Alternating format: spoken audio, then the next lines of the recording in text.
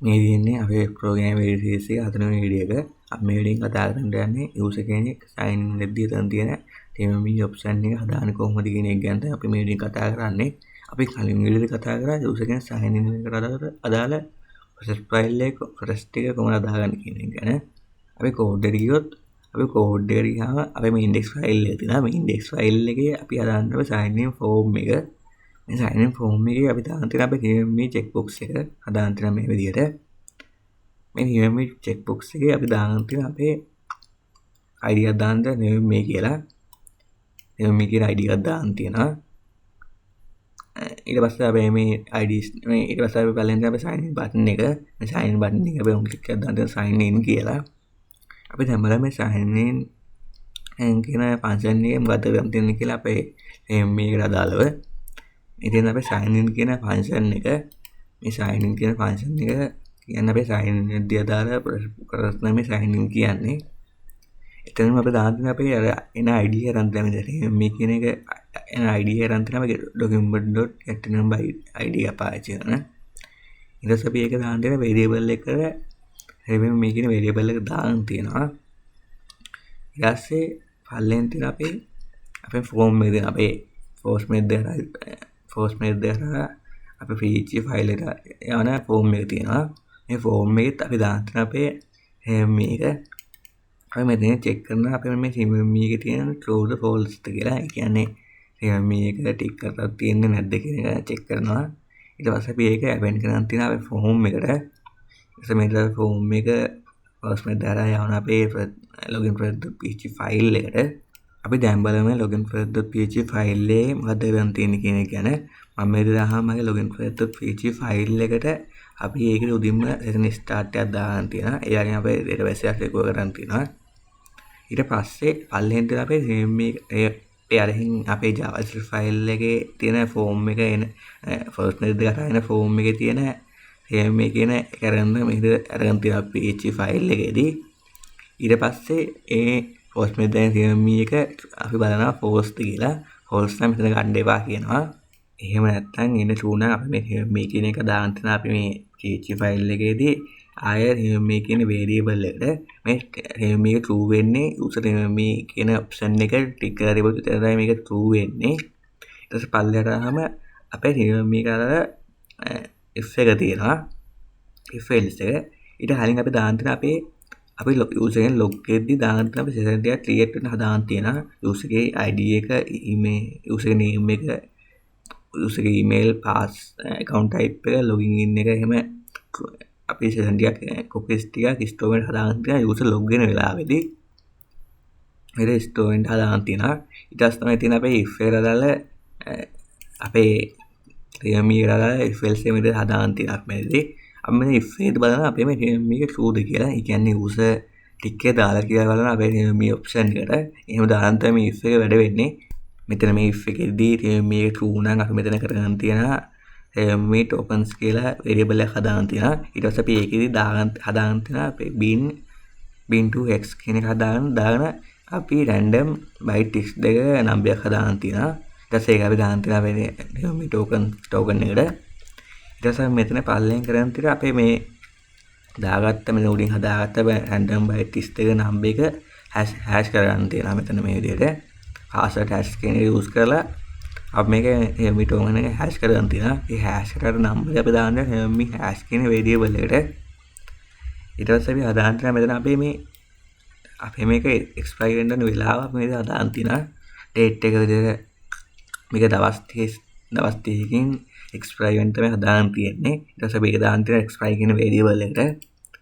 ඊට පස්සේ database එකේ connection හදාන්න තියෙනවා. අපි මේ TMME එක token එක එනමුල database එකේ හදාගන්න හින්දා අපි මේකට දාලා database එක පොඩ්ඩක් වෙනස් කරන්න තියෙනවා. අපි දැන් බලමු මේකේ කොහොමද අපි database එක වෙනස් කරන්න තියෙන්නේ කියලා. මම මෙතන අපේ MySQL workbench එකට මේ MySQL workbench එකේ අපි අද මේ table එකක් හදාන්න තියෙනවා. මේකට අදාළ TMME tokens කියලා table එකක් හදාන්න තියෙනවා.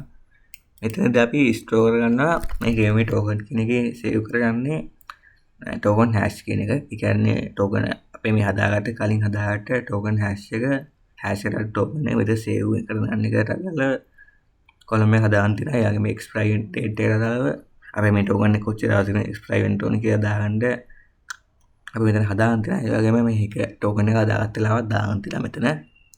ඒ වගේම අපි ඒක යූසර් කියන ටේබල් එකට one to many විදියට රිලේෂන්ෂිප් එකක් දාගන්න තියෙනවා. අපි ආයෙත් කෝඩ් එකට ආවොත් මේ කෝඩ් එකේ මේ අපි හදාගත්ත මේ ටෝකන්ස් කියන එක අපි ඉන්ක්ලූඩ් කරගන්න අපි මෙතන හදාගත්ත හැෂ් කරගත්ත පාස්වර්ඩ් එකයි එක්ස්පයරි ඩේට් එකයි මෙතනදී අපි ඉන්සර්ට් කරන ටෙල්මි ටෝකන්ස් කියන එකේ යූසර් ID එකට අදාළව යූසර් ID එක මොන යූසර්ට මේක දාගන්න තියෙන්නේ ඒක මෙතන දාගන්නවා. ඊට පස්සේ හැෂ් ටෝකන් එක ඒ වගේ මේ ටෝකන් එක එක්ස්පයරි කරන ඩේට් එක අපේ මේ ඒක අපි හදාගන්න තිබ්බට කලින් අපි මේ ටේබල් එකට දාන්න තිබ්බ create at කියලා. ඒක ඔටෝම එන්ටර් දාගන්න තියෙන්නේ. මෙතන අපි ISS කියලා දාන්න තියෙනවා. මේ ISS කියන්නේ මෙතන මේ user ID එක ඉස්සරහම දාන්න තියෙන එක integer එකක් කියනවා. ඒ වගේම token hash එකයි expiry date එකයි string එකක් කියලා දාන්න තියෙනවා මේ විදිහට. එතකොට අපි මේක user අදාළ database එක include කරන්න තියෙනවා. database connection එක හදාගෙන ඊට පස්සේ අපි පල්ලෙන් හදාන්න තියෙනවා.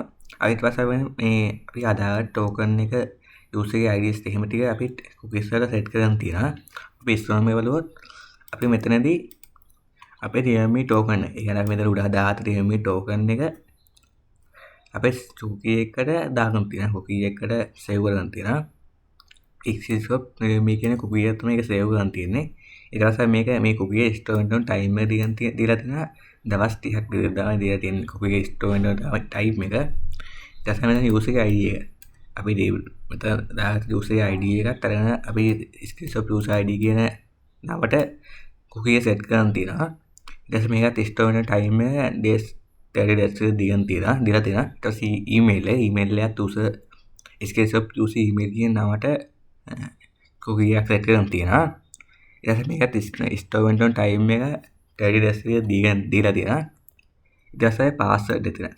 අපි මේක අපි ඕන මේක දාන්න පුළුවන් පාස්වර්ඩ් එකත් cookie එකට save වෙන්න. ඒ වුණාට security එකකින් මේක දාන්න නැතුව ඉන්නවා. මෙතන මේ පාස්වර්ඩ් එක save කරන්නේ අපේ මේ cookie එක විදිහට security එකට ප්‍රශ්නයක් වෙන හින්දා. හැබැයි අපිට ඕන නම් මේක store කරලා පුළුවන් අපිට හදාගන්න මේ user ගේ password එක ඔටෝම type කරලා තියෙන විදිහට. ඉතින් මේ user ගේ password එක cookie එක විදිහට save වෙන්න ඕන නම් කොහොමද හදාගන්නේ කියලා බලුවොත් user password අපේ මේ password එක user එක password එක save කරනවා screenshot user password කියන නමට. ඊට පස්සේ අපි short time අපි මේක time එක දිගන්න තියෙනවා store වෙන time එක database විදිහට. ඒක තමයි මේක cookies ටික store වෙන්නේ. ඊට පස්සේ මේ කලින් හදාගත්ත if එකේ else එක තියෙනවා. ඒ කියන්නේ අපේ වීඩියෝ මේකේ ටික් එක දාන්න නැතුව log වුණොත් තමයි මේ else එක වැඩි වෙන්නේ. මේ else එකේදී අපේ මේ දාගත්ත මේකට අපි මෙතන උඩේ දාගත්ත cookies ටික අයින් කරන් තියෙනවා. අපි මේක screenshot user ID එක screenshot user email කියන දේවල් ටික අපි set cookies ටික අයින් කරන් තියෙනවා. destroy කරන් තියෙනවා cookies ටික. ඊට පස්සේ අපි index file එක දාම මේ index file එකේ අපි උඩින්ම කරන් තියෙනවා. අපි මේ කියන variable එක දාගන්න තියෙනවා.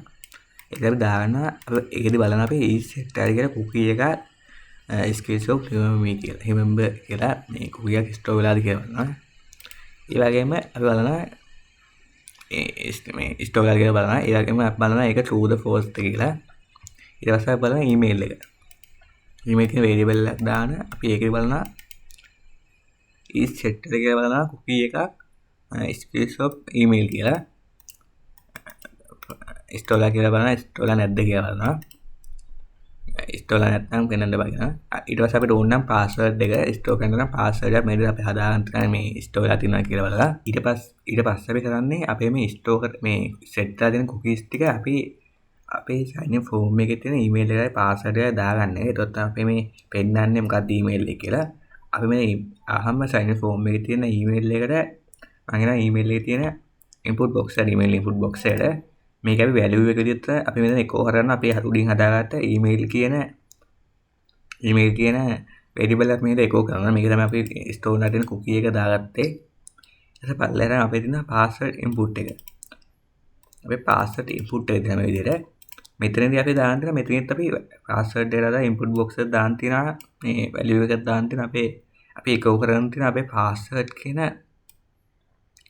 අපි උඩින් හදාගත්ත පාස්වර්ඩ් කියන එක මෙහෙට එකව කරගෙන තියෙනවා මේ පාස්වර්ඩ් කියන එක එහෙම දාන එක සිකියුරිටි එක අඩු හින්දා අපි මෙතන දාගන්නේ අපි මේ කොටස් ටික කමෙන්ට් කරලා තමයි තියෙන්නේ අපි මේකට අපි මේ කෝඩ් එක අපේ මේ එක ඔප්ෂන් එක හදාගන්න තියෙන්නේ අපි දැන් වෙබ්සයිට් එකට ගිහලා අපි යූසර් කෙනෙක්ට සයින් ඉන් වෙලා මේක වැඩ කරනවා කියලා අපි කුකීස් ටික ඉන්ස්ටෝල් කරනවා කියලා මම මේ දෙන අපේ ස්කිල්ස් වෙබ්සයිට් එකට ඒකේ සයින් ඉන් ෆෝම් එකට ඇවිල්ලා තියෙනවා මේ සයින් ඉන් ෆෝම් එකේ මම ඊමේල් එක දාන්න ඊමේල් එකයි පාස්වර්ඩ් එක දාගන්නවා ඊට පස්සේ මම මේ මේ කියන ටික් එක දාලා අපි සයින් ඉන් බටන් එක දාලා සයින් ඉන් බටන් එක ක්ලික් කරලා අපි සයින් වෙලා බලමු එතන අපි සයින් ඉන් සක්සස්ෆුල් රීඩින් කියලා එනවා ඊට පස්සේ අපි ආවොත් අපේ කෝඩ් එක අපේ ඩේටාබේස් එකට ආවොත් මේ ඩේටාබේස් එකේ ස්කිල්ෂොප් කියන එකේ අපි සේව් වෙලා තියෙනවා බලමු අපේ ටෝකන් එක මම මෙතන එකේ තියෙන මේ ටෝකන්ස් කියන ටේබල් එකට මේකෙදි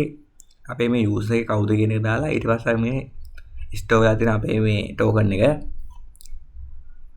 විතර හැෂ් වෙලා ස්ටෝර් වෙලා තියෙනවා ඊළඟ අපේ එක්ස්පයරි ඩේට් එකත් මෙතන ස්ටෝර් වෙලා තියෙනවා අපේ මේ ටෝකන් එක එක්ස්පයරි වෙන ඩේට් එකත් මෙතන දාගෙන තියෙනවා එක්ස්පයරි වෙන ඩේට් එක ඊළඟ අපි මේ ටෝකන් එක ක්‍රියේට් කරපු දවසක් මේක දාගෙන තියෙනවා අපි මේකේ දාගෙන තියෙන්නේ මේ එක්ස්පයරි වෙන ඩේට් එක අපි හදාගත්තේ දවස් දෙකකට පස්සේ එක්ස්පයරි වෙන තමයි මේක හදාගෙන තිබ්බේ හදාගෙන තියෙන මේ දෙක වැටලා තියෙනවා අපි දැන් බලමු අපේ මේ කුකී එක සේව් වෙලා තියෙනවා කියලා අපේ බ්‍රවුසර් එකේ මේ දැන් මම ආයෙත් අපේ වෙබ්සයිට් එකට ආවොත් මෙසේජ් වෙබ්සයිට් එකට ආවොත් ඒකේ අපි මේක බලුවොත් අපේ මේ කුකී එක ස්ටෝර් වෙලා තියෙනවා කුකීස් ටික skills of me skills of user email skills of user id කියන ටික මෙතන ස්ටෝර් වෙලා තියෙනවා ඒ වගේම අපි email එකත් මෙතන සේව් වෙලා තියෙනවා අපි වෙබ්සයිට් එකට ආවම email එකත් මෙතන අපි එන්ටර් කරලා email එකත් මෙතන වැටලා තියෙනවා ඒ වගේම අපි මේ විදිහට වැටලා තියෙනවා අපි මේ පාස්වර්ඩ් එක අපි වැටෙන්න හදුවේ නැහැ අපේ සිකියුරිටි එක ප්‍රශ්නයක් නිසා අපි ඒක සේව් කරන්න හදුවේ නැහැ ඒකින්ද වෙන සේව් වෙලා නැහැ මේක තමයි අපේ වෙබ්සයිට් එකට දාලා මේක හදාගන්න තියෙන මේ ඔප්ෂන් එක අපි වැඩ කරන්න හදාගන්න තියෙන එක අද ෆ්‍රෙෂ් පාර්ට් එක තිබ්බේ කෝඩින් පාර්ට් එක හදාගත්තා අපි අද අපි ඊළඟ වීඩියෝ බලමු අපේ පාස්වර්ඩ් එක යූසර් අමතක වුණොත් මොකක් හරි යූසර් අමතක වුණොත් ඒක ෆොගට් පාස්වර්ඩ් කරන එක හදාගන්න කොහොමද කියන එක අපි ඊළඟ වීඩියෝ බලමු